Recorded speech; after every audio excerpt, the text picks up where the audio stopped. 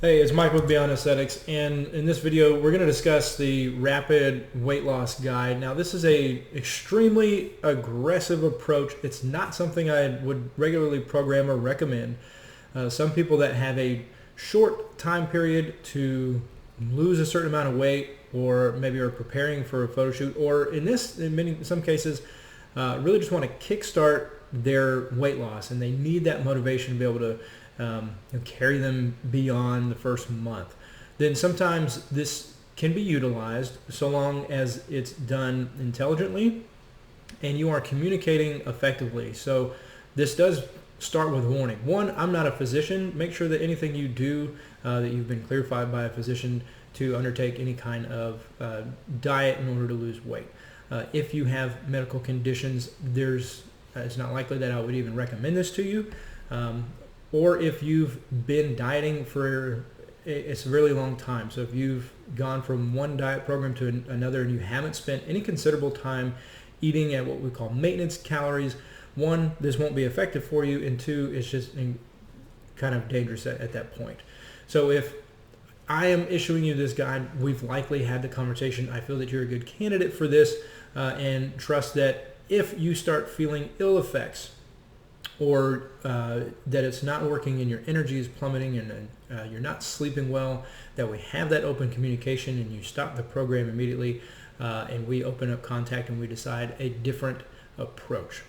So if you are prepared and you are ready and you're motivated to see some rapid weight loss, we will discuss all the details of this protocol that is going to take place over the next 15 days.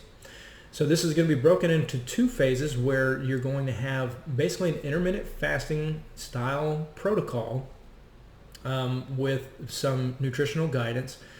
And then you're going to reset for a couple days. You're going to eat back at your maintenance calories and then go at an even more aggressive intermittent fasting split for another period, and then we'll reset. Now, the benefits of intermittent fasting are discussed all across YouTube. If you want to research that, please do. I'm not going to get into it in this video. The reason that intermittent fasting is utilized is because your calories are going to be extremely low.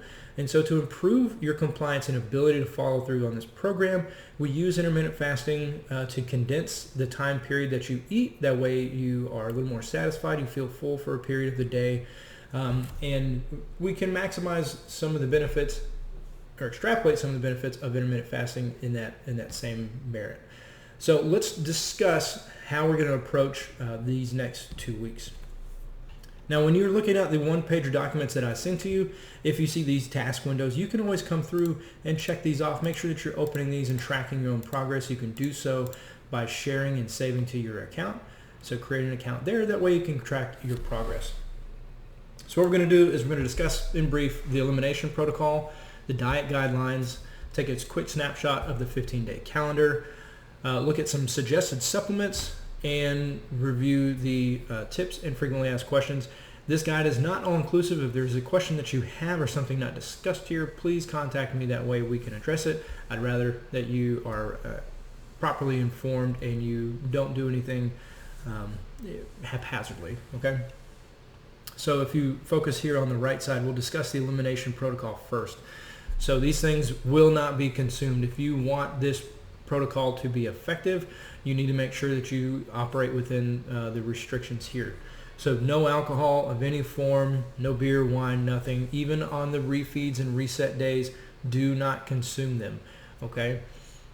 Processed foods, packaged foods, breads, pastas, anything, cereals and things of that nature. If it comes in plastic, it's not going to be consumed.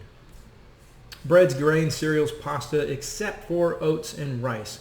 Now, carbs are already going to be fairly low here, but on your refeed days, when you do increase your carbohydrate, we're going to get them from those sources. Deli meats, any kind of processed meats and ground meats, especially ground beef is pretty common. The only processed meat that we want to have here is ground turkey. That is 90% lean or better.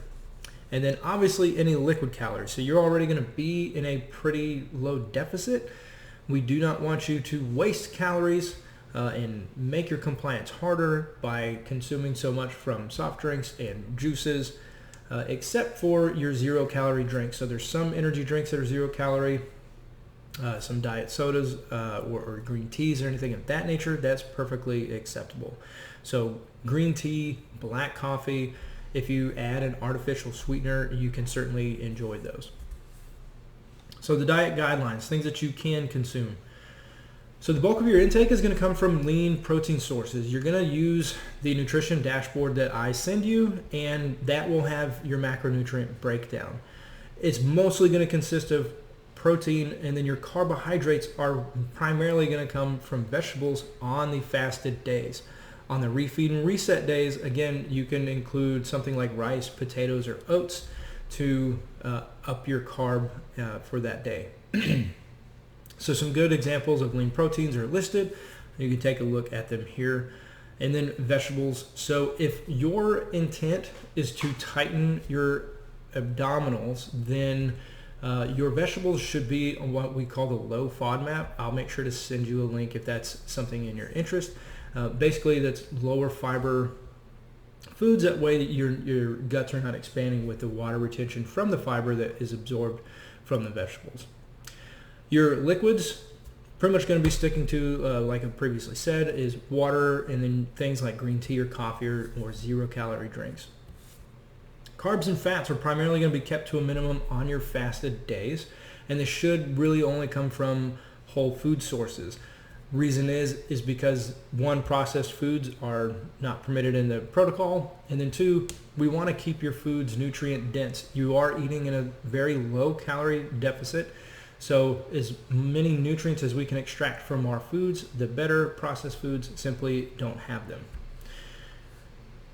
Emphasis on colorful foods and just kind of a general rule. So your purples, oranges, and greens, make sure that you're getting plenty of those. If you're going to have some fruits as a carb source, I do recommend berries and citrus fruits. They're often lower in total calories. And then any fats, so your fat sources, we want to try to stay away from the oils just because of the amount of fat that contained in such small servings. So let's look at avocado, things, nuts such as almonds, walnuts, macadamia nuts, and dark chocolate that's 85% or greater. Anything less is typically packed with sugar or totally refined. Now let's take a look at your 15-day calendar. We focus over here on the left. I'm going to quickly explain. So basically, you are going to eliminate on day one. Do that as early as you can. And then on your first day of this protocol, you're going to incorporate an 18-6 split, meaning you fast for 18 hours and you are allowed to eat within a 6-hour window. Now that sounds worse than it actually is, because you figure you spend 8 hours approximately sleeping. And for most people, they ended up skipping breakfast anyways. So just extending that period into the afternoon. And the later you can push that in the day, we are more likely to curb any cravings, especially sugar cravings or just intense carbohydrate cravings. So if you can push your eating window, for this example, would be 2 to 8 p.m. You can start at 2 and make sure that your last meal is at 8. Okay, now this isn't an exact science. If you eat at 8:04, it's okay, but just keep that within 2 and 8 o'clock.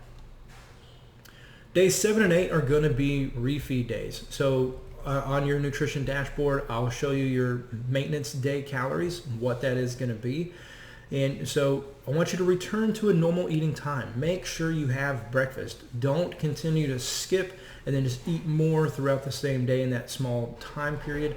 We do want to basically reset. If we don't do this, then the benefits of intermittent fasting start to wane. You won't continue to get you could talk about whole ketosis and increased metabolism and fat burning processes that happen, but basically you want to reinstate the normal feeding windows, so 3 to 5 meals in a day on day 7 and 8.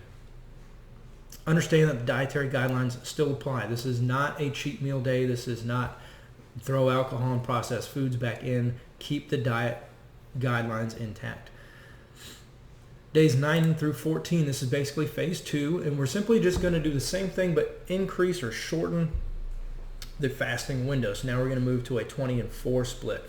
And that's because the benefits of intermittent fasting really happen in between that 14 and 18 hour period. A little different for everybody because metabolism is not necessarily a continuous thing, but we have to hit that 14 hour mark at a minimum, and the maximum benefits are right around 18. After 18 to 24 hours, it really starts to decline, especially if you get into prolonged fasting beyond 24 hours. So this would be the hardest window, but again, you should be accustomed to it by this point. You might even find that you're thriving by day 3 and you're really not even all that hungry. Come day 15, I want you to reset, and we're going to go back into your normal eating schedule, back to maintenance calories, at least for 3 days before we continue into any weight loss program that we originally have planned for you, or before you proceed in any other any diet and a nutrition plan. So at this point, you can go ahead and there's certain processed foods that you miss or alcohol altogether, but you might find that maybe you had a transitional experience in the last 2 weeks and you really don't crave those things anymore. My suggestion would be, if you don't really need it, why include it? So just kind of examine your motives there. Now, I do have some suggested supplements. Now, I am a proponent of supplements. I just don't take a lot of them myself. But here are the things I would recommend because you are in such an aggressive calorie deficit. I do believe that having a good multivitamin and then your vitamin D and calcium being supplemented at this point. Now, vitamin D and calcium, maybe not as important because those require a long time of supplementation to have any remarkable effect. But we certainly don't want to plummet in this 2-week period. So at a minimum, the multi for sure. If you would like, do the vitamin D and calcium, but take it beyond just the next 2 weeks. And then the advanced BCAAs and stimulant. So there's a product that I have here called Core ABCD. And what this is your branch chain amino acids with some caffeine and a nootropic. And I recommend consuming this in and around your workout, simply because even though your protein is going to stay sufficiently high, you're not getting protein within 4 hours of your workout, depending on the time of day that you work out. You're already in a short, eating window, so I hope you're not trying to eat in the same period that you're working out. That might make things difficult. But we want to inspire muscle protein synthesis as much as possible, and since you're fasting for a period of time, your blood level amino acids are probably going to be low. And then your energy level might be lower than normal. So how do we retain that progress and performance in your workouts? And that's by supplementing it with the BCAAs and STEM. So again, optional, but this is what I would recommend. Now, technically, BCAAs do break the fast, but they don't charge such a high insulin response. So in this case, the benefit of MPS outweighs the very transient loss. And then if you like thermogenics, I take them every now and then, like in my competition season when I'm really trying to maximize and get maximize that fat burning and get everything out of the session that I'm doing. So there's a combination of the core weight management products between Burn and Sear that I would recommend. If you want to delay starting this process, this protocol, until you've received these supplements, absolutely understand, let me know.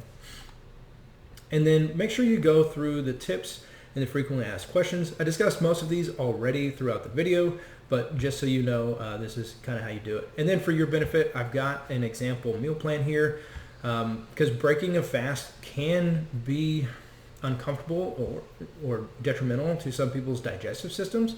So you want to do it easily. You want to start with some liquids and things that are easily digested. You don't want to throw a lot of complicated foods and tons of fiber all at once.